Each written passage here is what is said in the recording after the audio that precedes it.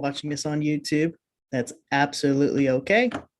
Um, this information is good for everybody. We do what we do here at Avid Treaties. We educate all the businesses as much as we can, as much as possible. So now that that's streaming on YouTube, for those watching us on YouTube, thank you for joining us. We're going to be getting started today on branding and what is branding? What is that all about?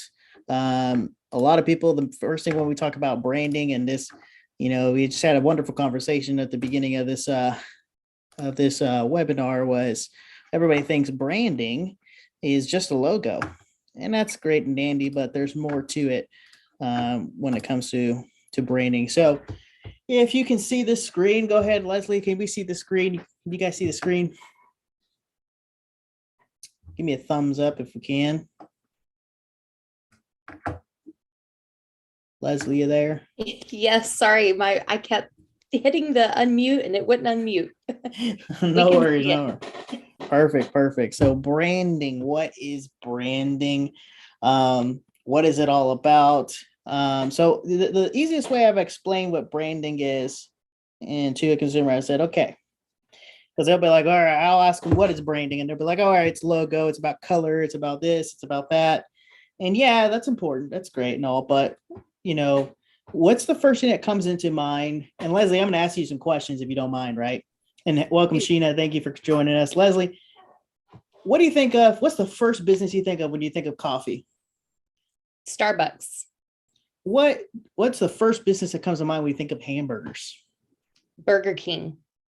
What's the first what's the first insurance agency that can top of my head? Top of mind. State Farm. State Farm. All right. So let's talk about those businesses real quick. Why did those come up into your brain? Because of they're everywhere. They're everywhere. It's advertising and stuff like that too, but something stuck with you, right? What they do stuck with you. And the reason why you're like, okay, you look at the logo of Starbucks and it's green and it's lady, you're like, perfect right there. And it doesn't even say Starbucks on there. Immediately you're going to say it's Starbucks, right? Immediately when you see a red Target, what do you think of? Well, Target store. Exactly, right? So you're thinking, okay, all these different products and different industries, and why do you think of those businesses first? And the answer to that is they branded themselves. They did things and they told their story and got people to know about their business, and it allowed consumers to see them so often and pretty much brainwash them, right? Brainwash, we use the ugly word of brainwash, but brainwash them and say, think of me when you're thinking of coffee, when you're thinking of burgers, when you're thinking of food, when you're thinking of grocery stores or different types of shopping and retail is Target, right? And so that's what branding is all about. It's not just a logo. And that's what people need to just go ahead and take that out of their head. Logos are great. They symbolize something, but what does that symbolization mean? When you see Apple, Steve Jobs is one of the best branding persons out there in the entire world. He branded Apple so well. And it's because of the messagery that he did in advertising. It's because of what his belief was. People bought into that. That's why a lot of people nowadays use Apple, right? If you are in this, we come across this a lot, right, Leslie, as a marketing specialist. If you're a developer, if you're a designer, if you do video, a lot of those people, I wouldn't say all of them, right? But a ton of them use Apple. Why? Because that's what he did. He was able to provide his message to those specific people, and that's what branding is all about. Brand consistency is how an organization, and this comes from the internet. You could Google branding, just Google branding, and this is what comes up. Brand consistency is how an organization delivers messages aligned with their core values and mission, culminating in a cohesive brand experience. Notice what we just said, though. We didn't say logo. We didn't say color scheme. We didn't say any of that. We said core values and mission. What is the business all about? And those are the things you got to ask yourself when you're doing business. So before beginning, before you get into branding and discovering what brand, your own brand and what you're going to do for your brand, the first thing you got to do is you got to know who you're going to talk to. You got to know who you're trying to speak with. Okay. In our instance, as an art marketing agency, it's all about business owners, small businesses, medium-sized businesses, and big businesses. But who are those businesses? Those are the businesses that are taking account and educating themselves. This webinar specifically, webinars are specifically made for small businesses, those who are starting and those who kind of gotten stuck, right? And they're like, I need to get back into square one. Most times at a time, most of the time when we do webinars, we don't see the big companies. We don't see the Fortune 500 companies. No, we see small businesses because we're educating and then we're helping them grow. So developing a buyer persona. First off, what is a buyer persona, Leslie? It's basically who you want to sell to. Yes. And then if you can think of, I asked this, who's your target market? That's the question I'm going to stop asking. What I'm going to start asking now is, who is an ideal client for you? What is an ideal client for you? Right. And if you take it back and look back, and you go, what does that look like? Do you have customers? Identify those customers and then create an imaginary customer that you're going to say, this is a buyer persona. This is my buyer persona. So a persona is just imaginary customer. So you take all your customers and then you make them into an imaginary, take all their traits, take their pain points, take everything that they how you sold it, how they start to buy products from you, and you take those characteristics and you say, okay, I'm going to list these characteristics out, give them a new name, give them a new age. This, and obviously you're not going to say you're going to keep them in the same age group. You're going to keep them in the same characteristics. You're not just going to go off the chart, right? But you're just going to give them a new name and saying, this is the ideal customer for you. And if you don't have an ideal customer yet, that's okay. You're still going to do it because you still have to identify, who your target audience is. So if you haven't yet identified who am I trying to speak to, who am I trying to get in front of, you have to, because otherwise, how are you going to talk to them? How are you going to create your message to them? You can't unless you know who you're going to be talking to. So to most effectively target your customers, you need to know who they are. A buyer's persona is like a character profile of your ideal customers, right? We just talked about that. Who they are, what they want, what their lives are like, challenges they face, who they interface with or are influenced by, the tools they use, and more. These details help you understand their underlying motivations for engaging with your brand and pain points your product aims to solve. So go ahead, if you're taking notes and you're watching this and you're taking notes. So I'm going to give you some homework. And that homework is, I want you guys to go ahead and say, I need to create 3 buyer personas. All right. So write that down. I'm going to create 3 buyer personas and I'm going to define it by name, with their profile, what are their pain points? How are they influenced? How do they get information? A lot of times we talk about how you're marketing to your consumers. Are they getting their information from Facebook? Are they watching TV? Based on their age group, right? And their preferences. Do they still read the newspaper? I don't know. That's something that you have to identify as a business owner and saying, all right, what are they doing? Where are they at? Obviously, if they're in the target market of like 13 up into 21, they're probably on social media, but it's not that simple, right? What kind of social media are they on? I did talk to one of my friends' son who's 17. They don't use Facebook, but they use TikTok. But then again, I have people age groups that I'm trying to target market to primarily on Facebook, because now we're targeting 35 and up. That's where they're using us, on Facebook. So, and no, I'm not saying everybody's on Facebook and LinkedIn, but what I'm saying is you have to know your buyer. You have to know who you're trying to target.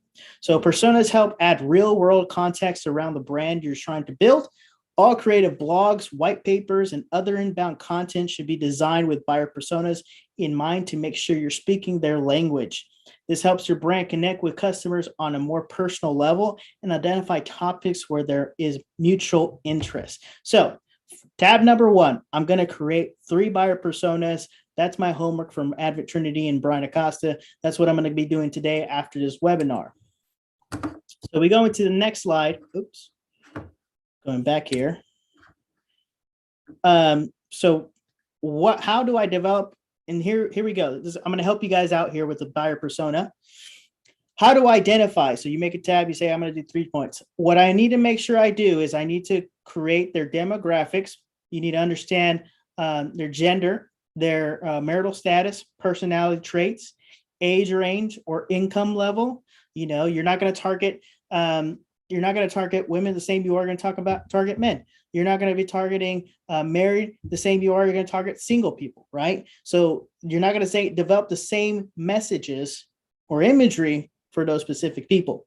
So make sure that you're making sure that you're developing the demographics for these personas. Role and seniority level.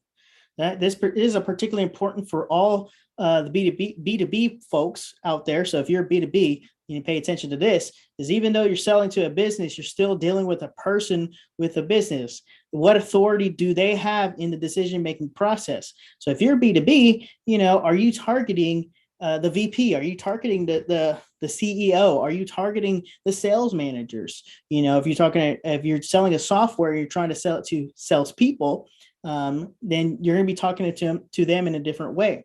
And let's just say, hey, Brian, I'm not B2B. You still kind of need to know what they do for a living, right? Because if you know what they do for a living, you're able to then, once again, adjust your messagery so that they can interact with that messagery. So what if we're continuing with how to develop a persona, what are they doing on a day-to-day basis? What's their routine like, typical day of life? You'll have insights into what occupies their time, what is and isn't important to them. If you can align consistent messaging around what your customers care about and link it to relevant value propositions, then your brand could have a place in their natural thought process. So, branding, backtracking here, branding is not just about the logo. It's about what you're posting on social media. It's about the blogs that you do. It's about what's on the website. All of this is a part of branding, right? So if you're doing things on social media and it isn't consistent with your brand because you're not consistent with your messagery, you need to go back and to reevaluate what your brand is all about. Because like it's saying here, what are they doing on a day-to-day basis? Are they Googling things? Are they, out researching? Maybe they're not researching. Maybe they're just spending time on social media during lunch because they just needed a time away from their business or something like that. Whatever they're doing, wherever they are, that's where you want to put your brand. Guess what? Yes, we're a digital marketing company and we talk about digital, social media and stuff like that. But let's talk about old-fashioned marketing, billboards, putting a sign in front of your building. If they're driving, or what kind of, like, if let's say that I'm on a big major highway, the way you position your sign, the way you decorate your sign, that also has to do with branding. The way you have messages on those billboards when they're driving past and they're commuting from one business to other, that's also part of branding. All of these things have to do with branding. So it's not just social media, it's everything that your consumer is doing, which is why you need to jot down what does my ideal customer do on a day-to-day basis. So pain points. What are my customers' pain points? What keeps the buyers up at night? How do you validate and connect on an emotional level? Part of the brand consistency includes also being resourceful. Are you providing valuable information that addresses real-world issues? The brands that earn brand loyalty often provide solutions outside their product alone, providing genuine support that makes their audiences' lives better. And I'm hoping that this webinar makes your lives better, right? Those who are on this call and also viewing it on YouTube. It's about education. It's about targeting those pain points and creating that relationship, because here's the golden rule, and everybody on this call knows it, and those who are watching from our networking groups, we have a lot of people in our networking groups. The golden rule is people buy from people they know, like, and trust. Nothing's different when it comes to business and developing your brand.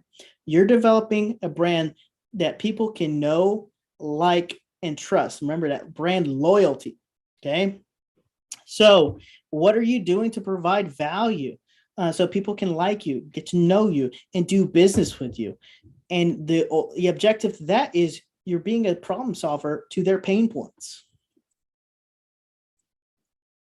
What are your persona's objections? If you're giving out information, what kind of objections are you going to be faced with? While personas can provide guidance, individuals are more complex. The way unique situations are addressed must remain true to brand values. As potential customers work through their concerns, they'll want to see that your brand not only talks to the talk, but walks the walk, right? And then this one too. So objections. One of the biggest objections that we have as a marketing company is, are you the real deal? And I think that's not just for marketing companies. I think that's for all businesses. Are you the real deal? And that comes from, testimonials, that comes from reviews on Google, that comes from recommendations on Facebook. All of that is credible, and you're going to have to overcome those objections. And how do you overcome those objections? And affiliations. So write this down too if you're taking notes. What is affiliations? What groups do your buyers belong to? Where do they get their information? What causes are they passionate about? There's a lot of this is passion, pain, emotional, and this is all sales, right? If we think about it, it's all sales. Well, branding and marketing and sales go hand in hand. They all target one key factor, is what's in it for your buyer. Why should they buy from your brand, your business? And that's why you're doing this. You're saying, hey, what are you affiliated with? What groups are you in? So you can better understand of what they need, what they want. Find important will help you identify common goals to better reach them where they choose to be. Everyone wants to be a part of a club of their choice. Your brand could be that choice. You notice that, a lot of people, we talked about Apple earlier. People just get Apple just so they can show that they have an Apple nowadays, right? They're like, hey, I'm a part of the club. I'm the Apple crew. It's funny because I see this psychology happening around me. We have one of the guys here, and a lot of people on this call know this, but he's barely switching over to Apple, and he's like, I'm about to be a part of the club. And it's because everybody in our staff uses Apple except for him. So it's funny when it's like, all right, fine, I'll join the club, I'll be a part of the team, and I'll go ahead and switch from PC to Apple. I'm gonna do it. I'm gonna switch to the dark side. And so go ahead, Leslie. Oh, well, I was going to say, it's basically you're creating a culture, and someone that does this very, very, very, very well is Jeep. If you've ever seen two Jeeps passing on the highway, they wave at each other because they're part of that club you're talking about. So you want to create that culture, those affiliations. You talk about, Jeep, and it just reminded me of the motorcycle. Was it Harley? Harley, yeah, Harley. Wow. Harley, if you're riding a Harley and another person's riding a Harley, they'll nod to each other, right? It's a, hey, same thing, same situation. They're part of that club. It's a part. Hey, we're using the same brand, right? So now that okay, I've got my personas. And I know who I'm trying to target. I'm ready to do a logo. Wrong. The logo does not come first. Okay. I cannot express this enough. When you're developing your marketing, the logo is the last thing you need to think about when it comes to branding. Because what does that logo mean? You first have to identify that. So you know who your personas are, you know who you're trying to target. Now let's dive into you, the business owner, you, the founder, you, the entrepreneur. if you're not the owner, and let's just say, hey, you're still working, what's your personal brand? What's your personal business mission, vision, and core values? So let's talk about what you need to ask yourself is the questions you need to ask yourself is, why do you exist? Why do we exist? What do you do best? Who are you? And who are you not? Describe your business in 3 words. Okay.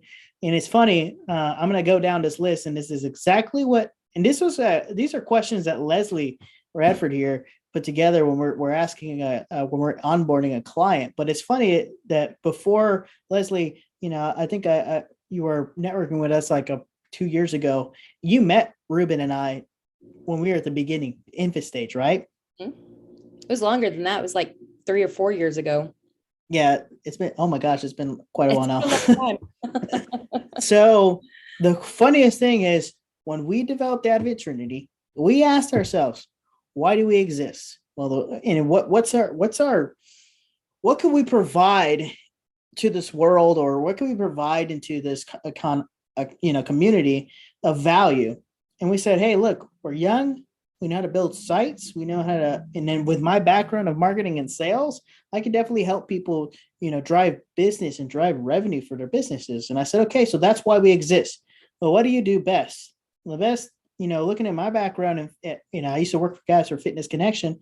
I said, hey, I know how to sell and I know how to market, B2B market. I know what it takes to drive business and increase business. So just a little background on me. I used to run Fitness Connection, and I grand opened 2 of those 2 Fitness Connections. And the second Fitness Connection I grand opened, we broke records. I mean, I did 1,354 memberships in 1 month. I think I still own that record. And then, but we did like 8,000 memberships before the gym opened, and 7,000 memberships when we grand that first month. That's a lot of memberships. So how do we do that? Well, we did a lot of B2B. We did a social media. I mean, we found ways. We knew how to hustle to the point where people knew we were coming into town, right? And it took all of us. It took the marketing. It took the sales. It took the telemarketing. It took the email marketing. It took the social media marketing. It took the B2B marketing with knocking on doors. It took it all. But what I learned from that experience helped me give birth to this company, right? So what do we do best? Yeah, I know how to market. I know how to sell. So that's a little bit about where we're gonna start to provide businesses. And who are you? Well, I'll tell you right now who I am. Advent Trinity. Advent Trinity is obviously it's a Christian background. I'm a pastor's child.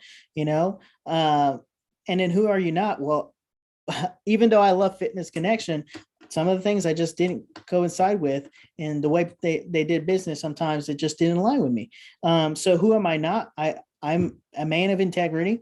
If I say I'm going to do something, I'm going to do it. And I expect my team to do it as well, right? If we're going to say we're going to do it, we're going to do it.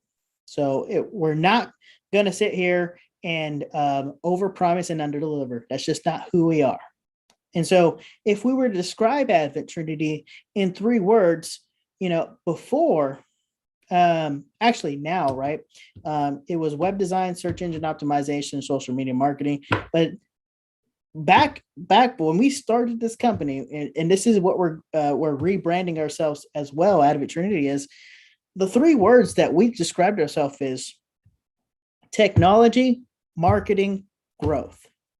Technology. Let's talk about technology. Technology involves a ton of softwares out there. We're talking about Facebook, TikTok. We're talking about, then we get into website. We're talking about WordPress. We're talking about Wix. We're talking about Squarespace. And then you're like, okay, I got a website, I got social media, but not even that. What kind of CRM are you going to use? Well, it's a CRM, Brian, customer relation management. How are you going to store data? We're talking about HubSpot, Thrive. There's a ton out there. And then you got web hosting. Where are you going to host? So all of that, there's a lot of technology, and people get lost in the technology. And that's why we exist, to help people figure out what best technology that they have. Marketing. What's the best way to get the name out there? What's the best way to brand their business? And then growth. The ultimate goal of Advent Trinity is, if our clients grow, we grow. That is the 3 words that we use to describe our company. in our business. And I hope Leslie's taking notes because she's probably going to use this for a blog. She's like, yes, I am. Absolutely. So what makes you different? And this is definitely a hard question to ask yourself. But what makes you different is your story, right? And we talk about Starbucks. I remember the story that they told is that they were giving out pretty much coffee for free for the first year. And then once they got people hooked on it, then they started to sell it, right? Then they started to put a price tag on it. You talk about Apple, everybody knows that Steve Jobs did not start in the world of fame, right? He started in a garage and they were just trying to build the best product. Okay. So where did we start? We didn't start in the garage. Thank God I had a roof over my head, but we started at my parents' house. We had a desktop and a laptop to our names, and we would work literally in my bedroom, in my office area.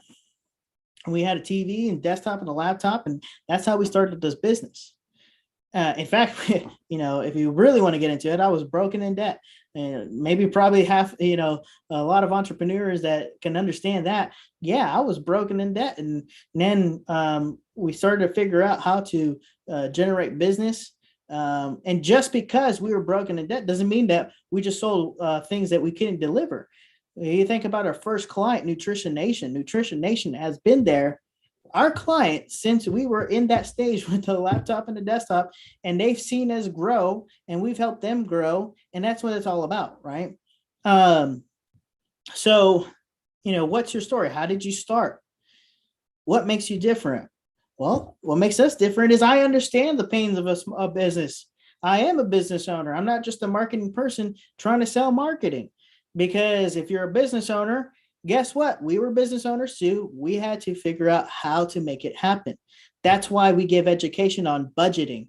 A lot of marketing agencies are like, well, this is what it's going to take. We give you resources. There's a course. If you're watching this webinar right now and you're taking notes, courses.adventtrinity.com. Write that down. Part of this courses is part of the course is branding, but the last portion of it is what everybody hates, and that's the budgeting and figuring out what is my budget. Because I ask this question a lot when I'm dealing with people who want to do business with this. And the last question I ask, okay, what's your budget? And they don't know, how to budget their business. And that's something that is extremely important in understanding as well. So just so you know, Leslie put the courses.adventtrinity.com in the chat. So those who are on this call, you can go ahead and she put a variety of links in there. So go ahead and check those all out. of our links, wherever you can find us, there it is. Exactly. So we talked a little bit about my story, but what's your story? And a lot of people struggle with this because they're like, I don't have a story. So let's start here. Okay. Let's start with why. Why did you start the company? Okay. Why did you start the company? Then explain how. How did you get into the business? And finally, explain what you do. Okay. So once you understand why, then how, and then what, then you can create your story. So, we say you don't just do business, go into business. People want to support your brand because that they believe in and what you stand for, and they get inspired being part of it. They get inspired being a part of a brand. I know a lot of people, when they switch to iPhone and Apple, they get inspired, like, I'm a part of the bit.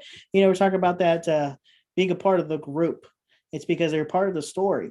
They are a part of the business story.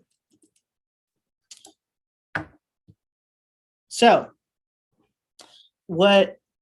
now that we have your story, you understand what your story is, you have to come up with a vision. You have to come up with a mission. So what is your vision? Okay. Your vision statement is something that is long-term. This is something that you're like, okay, what do I want to accomplish with my business in 15 to 20 years? What do you want your business to accomplish in 15 to 20 years? Think about that. And it's kind of hard to identify, and I get it, but you got to think long-term. That's why it's called a vision. You as the owner, the entrepreneur, the CEO, you're visualizing where your company's going and why it's going that direction. And then your mission statement, the mission statement are the steps your business is going to take to get to its goal. All right. So what, Brian, give me an example. Well, this is at Trinity's mission, vision and mission. Our vision is to change the world through innovation and inspire businesses to grow. Change the world, Brian, that's a big vision. Absolutely.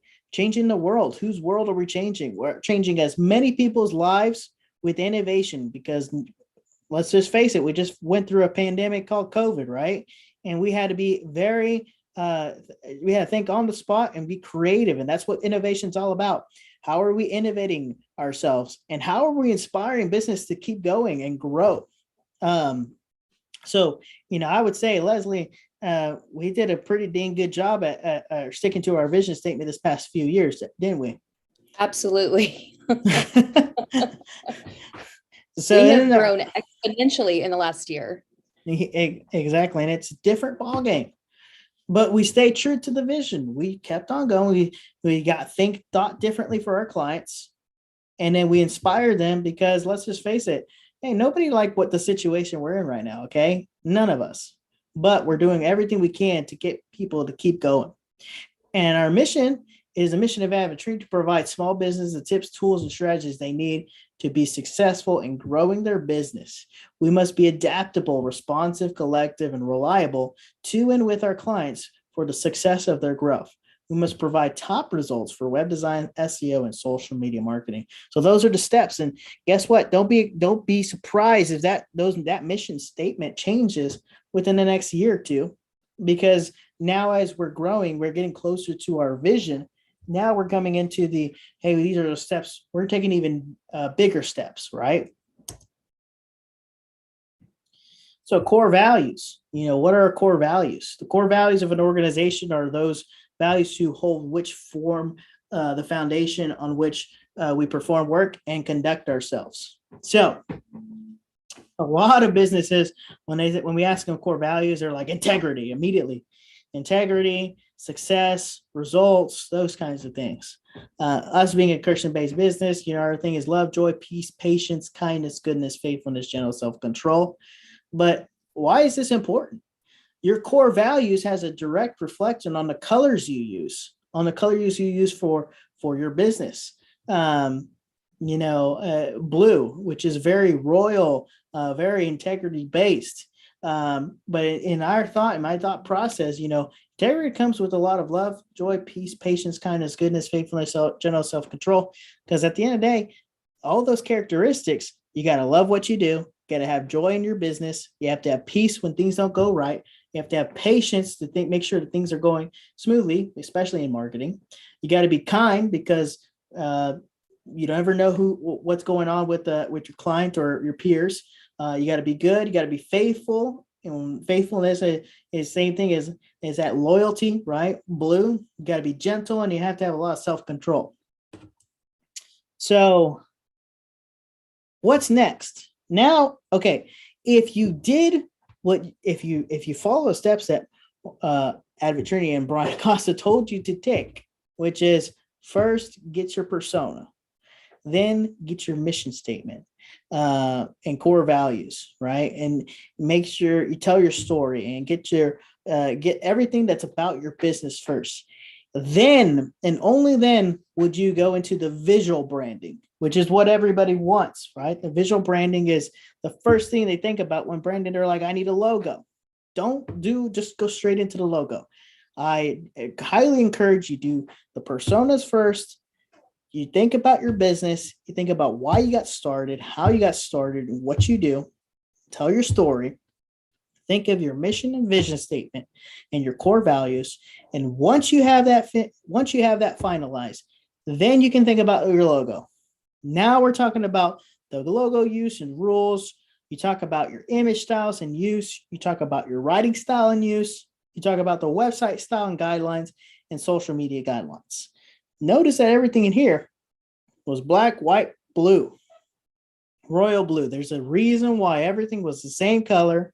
There's a reason why the colors reflect our core values and our mission and our vision. It's not just because we chose royal blue. Blue isn't my favorite color, just so you know. right?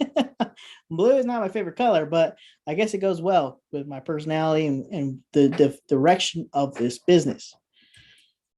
So when you're thinking about your brand manual, you'll need, then you can get somebody to do your brand manual, which is, hey, I'm going to have different things in here. So this is an example of a brand Bible. We call it brand Bible. Is you did your vision, your mission statement, all that. Now we get into the color codes. You have to have your color scheme, and what does that look like? Why did you choose those colors, Brian? It has everything to do with the words and the keywords used in our core values. Then you have into typography. Well, why this typography? Well, we're a technology company, so we want to make sure that we look like a technology company and a marketing company, right? So then you have your second typography. And then once you have those things, you get this pretty beautiful logo, this logo that symbolizes what the business is all about, ATMA, Advent Trinity Marketing Agency. And then you have different variations.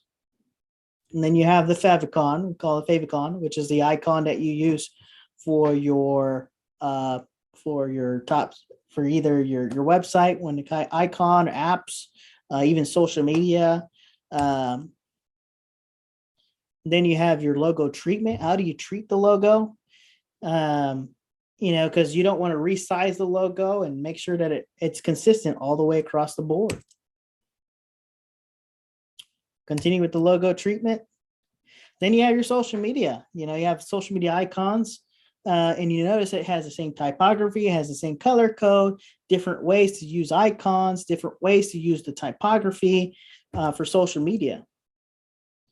You get your business cards. So a lot of people, they were like, hey, I'm going to do business cards. Now you're probably thinking, oh, dang it, I should have probably done my branding first, because you want your brand consistency. You want the business card also to have branding. Anything you do for marketing, whether that's printing, that's social media, that's the website, it doesn't matter. It all has to be consistent. The more consistent it is, the better it is. Even your email signature. That's right. Email signature matters as well. So listen, guys, it's time to ask some questions. But when people ask that, this is the question, hey, Brian, I want a branding Bible. I want a logo design. How much does that cost? And I say, how much do you value your brand? That's the question you need to ask yourself.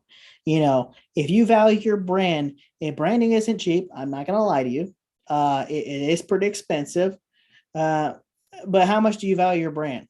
Now, if you want to do it on your own, hey, look, more power to you. That's why we do the courses. We have courses.adventtree.com. I taught you how to do your self-service branding Bible for you during the courses. So if you're interested, visit courses.adventtrinity.com.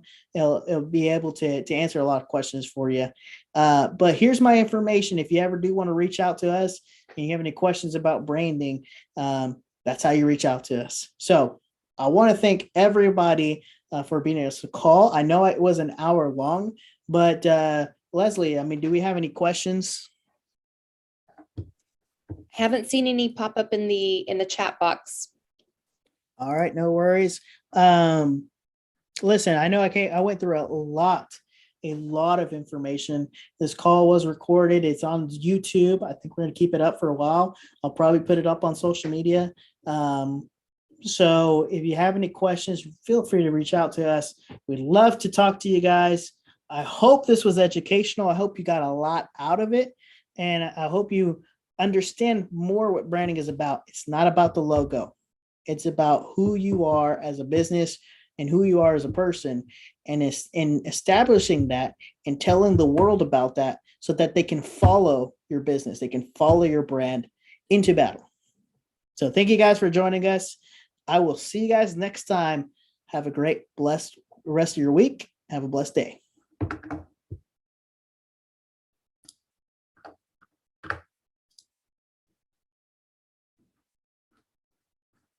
All right, David. Thank you. Oh, he just left. Great job, team. We did it.